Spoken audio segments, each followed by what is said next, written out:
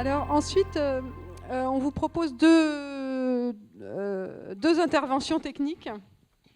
Alors, on avait prévu, concernant Arvalis, de vous présenter que Eva Deschamps, donc, qui est ma collaboratrice, enfin une de mes collaboratrices et qui travaille sur un projet qui s'appelle CIPRE, que certains d'entre vous doivent connaître. Peut-être êtes-vous venus sur le site, peut-être avez-vous déjà entendu parler de CIPRE.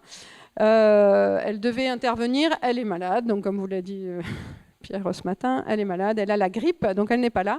Mais je vous propose alors je ne vais pas pouvoir la suppléer parce que moi je suis techniquement beaucoup moins compétente qu'elle.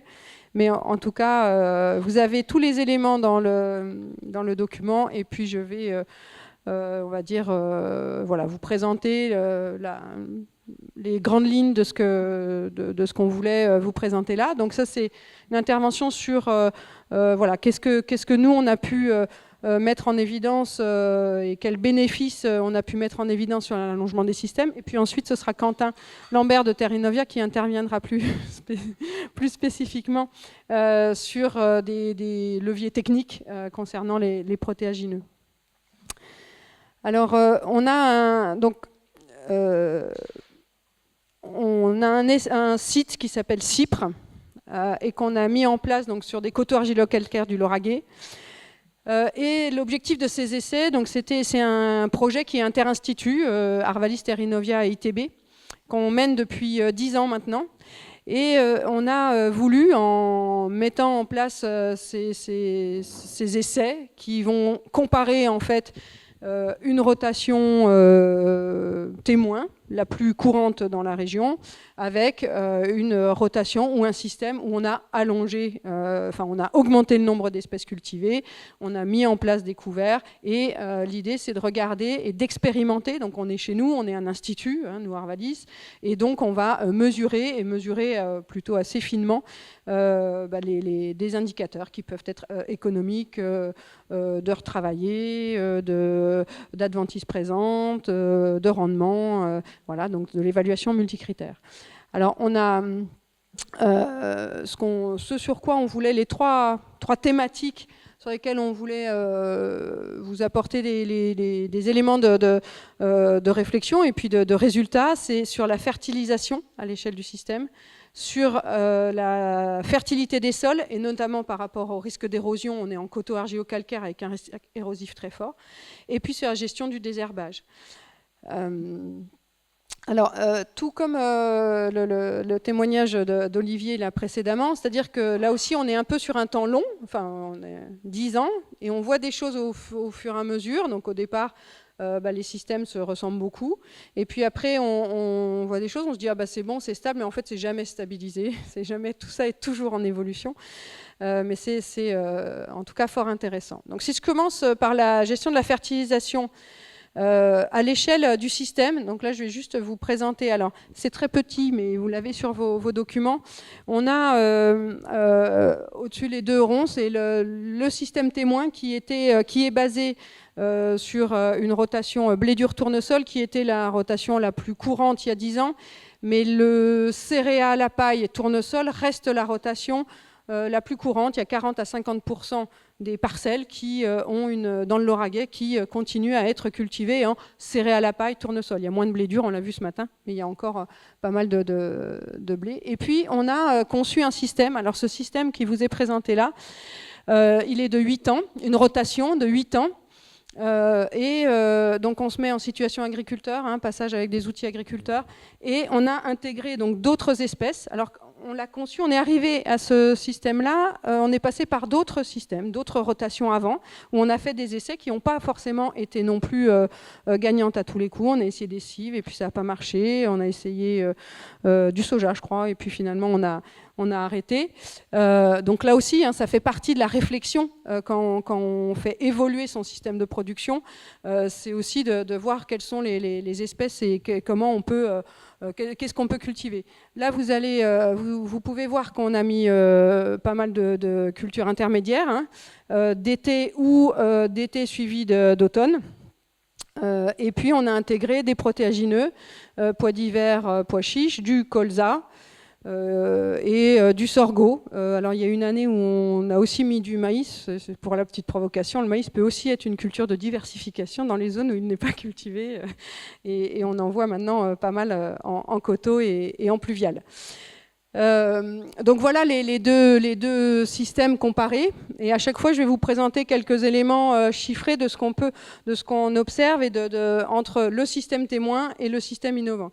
Et là, le graphique qui est en dessous présente la quantité d'azote minéral apportée à l'échelle du système. Donc on n'a pas fait espèce par espèce là, mais à l'échelle du système, le fait d'introduire des protéagineux et des couverts, des cultures intermédiaires, fait que on a globalement économisé 30 unités d'azote par hectare sur le système.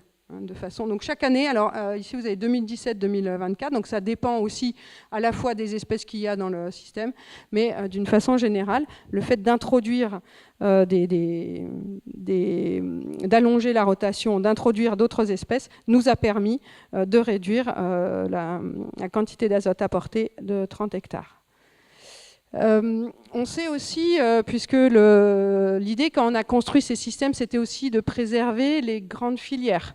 Donc on a maintenu par exemple du tournesol, on a maintenu du blé dur, voilà, parce que dans l'idée, et on l'a dit depuis ce matin, enfin il y a eu plusieurs fois où ça a été dit, que la nécessité de ne pas déséquilibrer non plus complètement des filières existantes, à la fois avec des marchés, et quand on introduit des espèces, il faut aussi leur trouver un débouché et un marché. Donc on a maintenu du blé dur et on a pu regarder là c'est comment on pouvait, quel était l'impact de ce nouveau système sur le blé dur et comment est-ce qu'on pouvait continuer à produire du blé dur de qualité et à quel coût.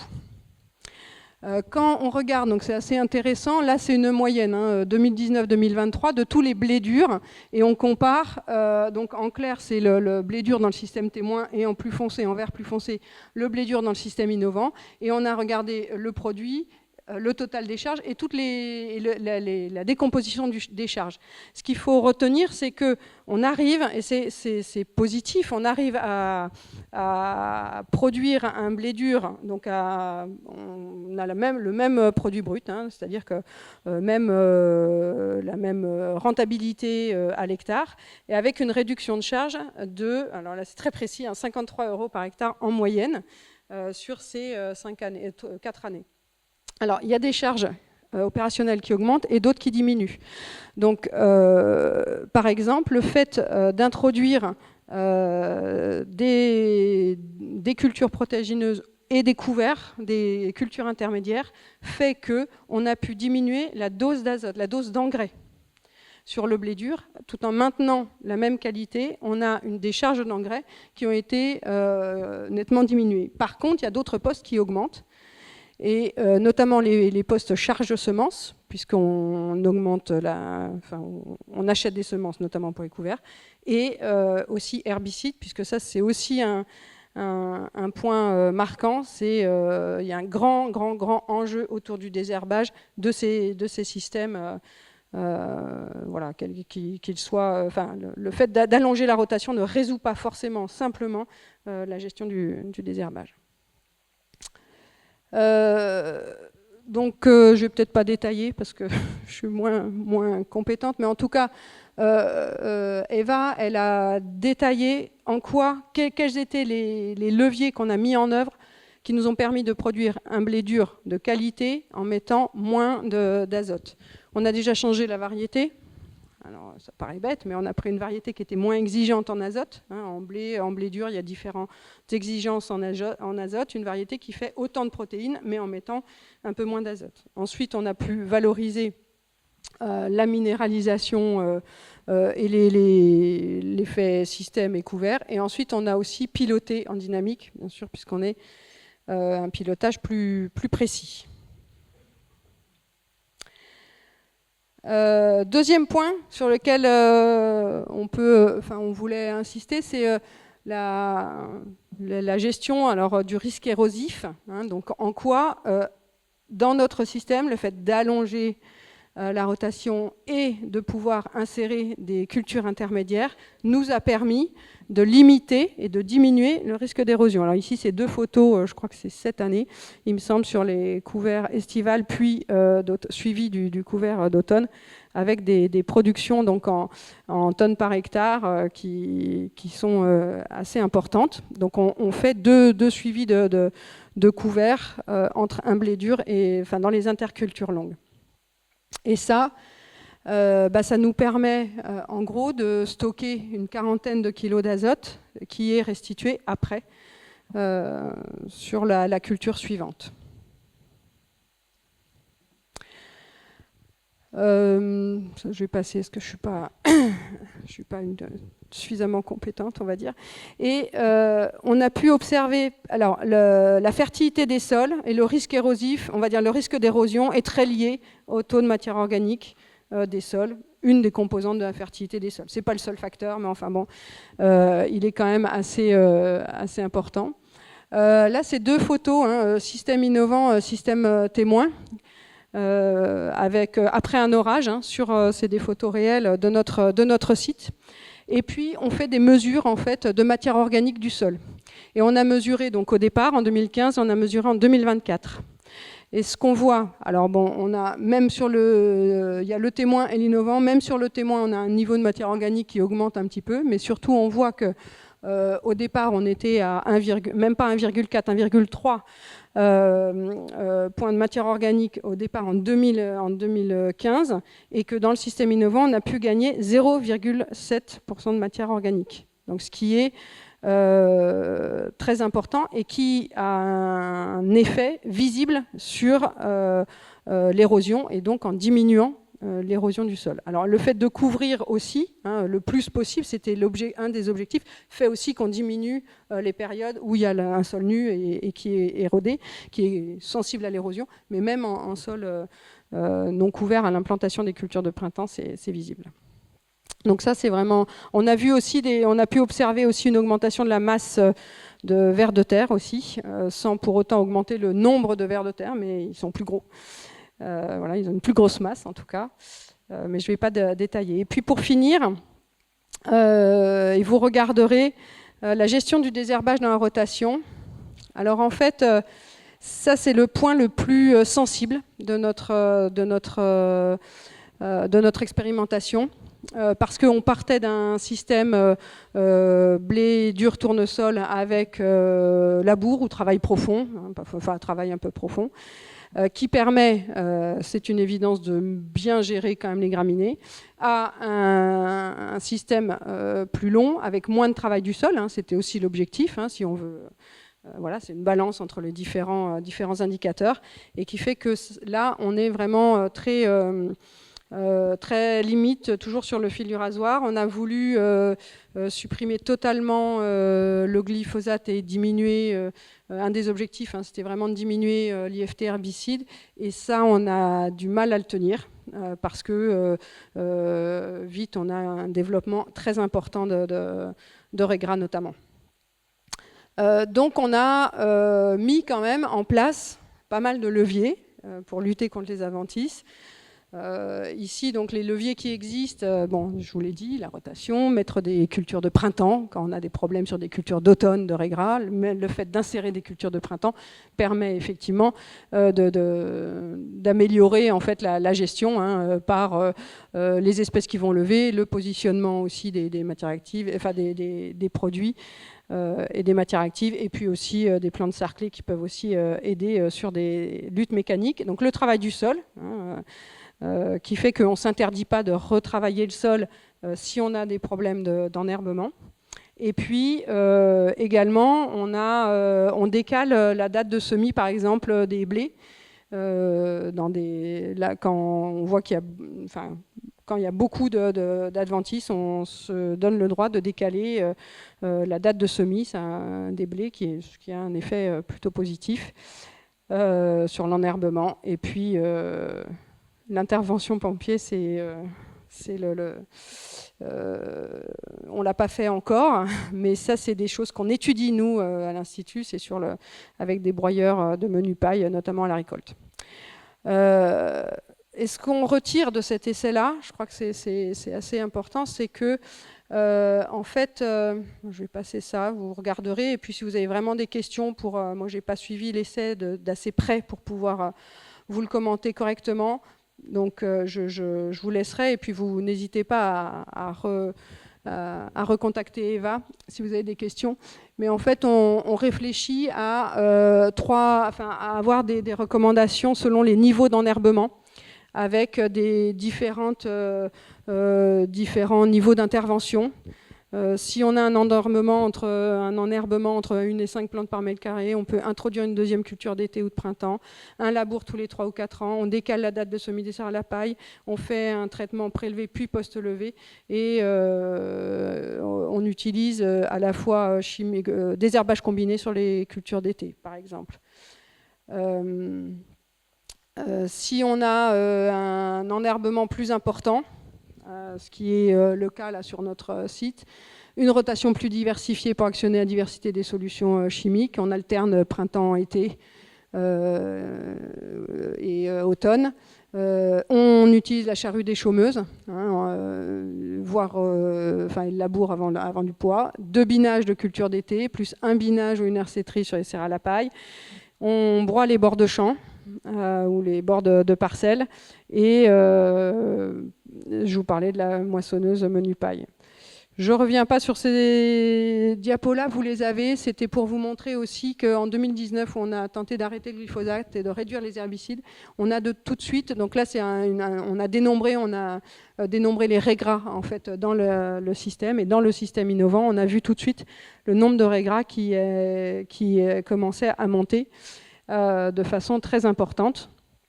Et donc c'est pour ça qu'on a mis en œuvre tous les éléments derrière pour pouvoir maintenir le système et éviter un enherbement trop important. Pour terminer, donc une évaluation un petit peu pour conclure multicritères. Sur la fertilité des sols, on a vu, je vous ai présenté les augmentations de matière organique, visibles, moi je trouve que c'est même à assez court terme. Par contre, on a une dépense plus importante sur les coûts de semences. Sur l'économique et la robustesse ou la résilience, alors la résilience, on n'a pas encore, je ne vous ai pas présenté de résultats, mais je pense que derrière, on va aussi travailler là-dessus, sur la variabilité des résultats qu'on espère moindre. En tout cas, on a amélioré les performances des cultures historiques, donc ça c'est plutôt pas mal. Et puis par contre, on se rend compte, et c'est la discussion qu'on a eue avant, c'est que les cultures de diversification, elles ne permettent pas au niveau rentabilité en fait, de compenser des pertes si on a des pertes sur les cultures historiques. Pas toujours rentable. Réduire la dépendance aux intrants, ce qui pose problème, c'est le désherbage. Par contre, sur la fertilisation azotée, on est plutôt très positif. Et puis même au niveau des fongicides, alors on a pu réduire en fait le nombre de fongicides sur serrés à la paille dans le système innovant. Et puis on stocke plus de carbone, on produit de la biomasse qu'on restitue. Par contre, on passe plus souvent et on consomme plus de fuel, d'énergie pour implanter et travailler les cultures. Et ici, je ne parle pas de temps de travail, mais c'est vrai qu'à chaque fois qu'on aborde, là récemment, on a pas mal abordé des thématiques autour de la gestion combinée du désherbage. Et les agriculteurs nous disent toujours, mais vous nous présentez ça, mais vous ne vous rendez pas compte le temps que ça nécessite pour, qu'on est obligé le temps supplémentaire que ça nous demande pour passer à du désherbage combiné ou mécanique ou voilà. Et ça, mais il nous le remonte. Donc voilà, je pense qu'il faut qu'on soit aussi qu'on l'indique plus dans nos résultats. Voilà, j'en ai terminé avec ces présentations. Donc je ne sais pas si vous avez des questions. Je vais faire tout. Je monte, je descends. Merci beaucoup Sophie pour cette présentation et de t'être prêtée à cet exercice, come back to la technique. Alors, des questions pour Sophie et cette présentation donc, de l'essai de Cypre-Lauragais. Moi, je poursuis juste. Il me semble que vous avez des données aussi. Là, ce que tu viens de présenter, c'est les résultats d'essais. On est d'accord, c'est piloté par Arvalis. Oui. Donc, avec une maîtrise technique Tout que à fait. l'agriculteur n'aura pas toujours. Je ne suis pas sûre qu'ils osent toujours bien lever le pied sur l'azote systématiquement parce qu'ils ont un peu peur quand même que le blé dur, ça produise, enfin, les protéines, ça ne suive pas. Ça veut dire que les résultats... Est-ce que vous avez des résultats, en gros, du même type chez des agriculteurs que vous suivez? Il me semble que vous avez des choses là-dessus aussi. Enfin, je ne sais pas si tu as les billes ou pas, hein, peut-être pas. Alors, on a des résultats, on suit des agriculteurs, alors c'est pas du tout dans le contexte CIPRE, mais on met au point un pilotage intégral de la fertilisation azotée, c'est-à-dire qu'on a un modèle et on pilote l'azote, puis en se référant, enfin, l'idée c'est ça, c'est de ne plus se référer à un rendement potentiel ou à atteindre. Donc on met à bien regarder tout ce qui se passe pendant le cycle, que ce soit la minéralisation, la biomasse et la demande en fait du blé. Donc dans ce contexte-là, donc ça s'appelle CHN, notre outil, et on fait des tests agriculteurs avec justement cet outil de pilotage intégral, on l'appelle comme ça, chez des agriculteurs. Et c'est vrai que là aussi, en fait, comme et on le fait aussi via enfin, nous-mêmes et puis aussi via certains organismes économiques. Et comme on re-questionne complètement enfin pas complètement, mais la fertilisation azotée, quand on est chez les agriculteurs, alors souvent ils font ce qu'ils font eux, ce que demande la méthode du bilan, et puis ce que nous, enfin le modèle nous donne. Donc là, ils le font, et ça fait 2 ou 3 ans qu'on le fait, qu'on les réunit, voilà, donc il y a des années où on n'économise pas beaucoup, d'autres années 40 unités, voilà. Et ils sont assez sensibilisés quand même. Ça permet de retravailler en fait cette entrée-là, parce qu'on a bien conscience que, voilà, sur le désherbage aussi, on va faire des choses, je pense encore, et peut-être avec vous, avec les chambres d'agriculture, pour voir comment on peut vraiment amener les agriculteurs, mais c'est un petit peu ce qu'est à réfléchir eux-mêmes, alors pas forcément sur leur système, mais aussi sur là, comment je diagnostique ma parcelle, qu'est-ce que je peux mettre en œuvre ou qu'est-ce que j'ai envie de mettre en œuvre. Donc sur le désherbage et puis sur la fertie, ouais. Merci. Donc bonjour, Jérémy Hazan, Chambre d'agriculture Haute-Garonne. Moi je voudrais revenir sur la performance blé dur. Parce que vous présentez voilà, une baisse conséquente des charges d'engrais, une légère augmentation des charges d'herbicides, etc. Mais moi, ce qui m'inquiète un tout petit peu, c'est que quand je regarde cet histogramme-là, les marges nettes, c'est les mêmes, quoi. Oui, tout à fait. C'est ça qui est un peu... C'est-à-dire qu'en termes de temps, on va y passer un temps faramineux en plus pour une même marge, quoi. Ouais, c'est vrai, ça sert à rien, quoi. C'est un peu ça, je voilà. Alors... Enfin. Non. Oui, c'est une bonne remarque. En fait, alors, il y a plusieurs choses. C'est que le fait qu'on recourt moins à des engrais minéraux extérieurs fait que nous, en fait, dans notre réflexion, on sera moins soumis à des aléas externes. C'est-à-dire là, on est soumis, on a parlé climat. Il y a 2 ans, on aurait fait la même réunion, on aurait parlé prix des engrais, ou disponibilité des engrais, ou du gaz, ou prix du séchage, voilà. Et donc là, le fait qu'on soit un peu qu'on augmente l'efficience du système lui-même fait qu'on va être moins dépendant d'engrais minéraux et donc des cours différents des engrais et de l'approvisionnement. C'est important, je pense.